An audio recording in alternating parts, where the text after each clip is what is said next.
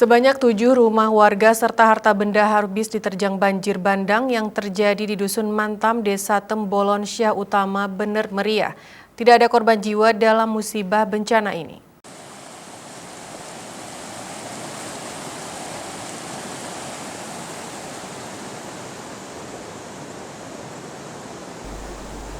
Inilah kondisi pemukiman warga di Dusun Mantam, Desa Tembolon, Syah Utama, Bener Meriah yang diterjang banjir bandang.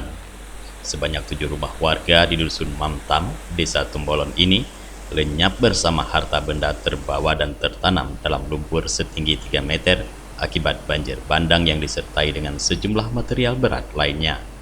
Bencana banjir bandang yang melandasi Dusun Mantam, Tembolon ini terjadi tengah malam saat warga sedang tertidur. Namun karena firasat warga setempat adanya gemuruh dan lari ke rumah warga yang tak jauh dari lokasi sehingga tidak ada korban jiwa dalam peristiwa tersebut.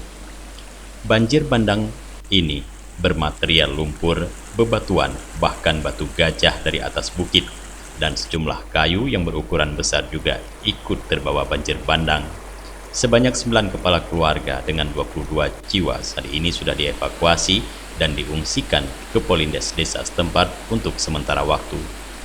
Ini lokasinya kejadian banjir bandang, tepatnya di Kampung Tembolon, Dusun Mantam. Jadi di lokasi yang kita berdiri ini ada 7 kakak di awal bermukim di sini, berusaha tani, menanam jagung dan kebun kopi. Tadi malam sekira pukul 2 malam ini muncul air bah banjir bandang yang menyebabkan tumpukan material sekira lebih kurang 3 meter.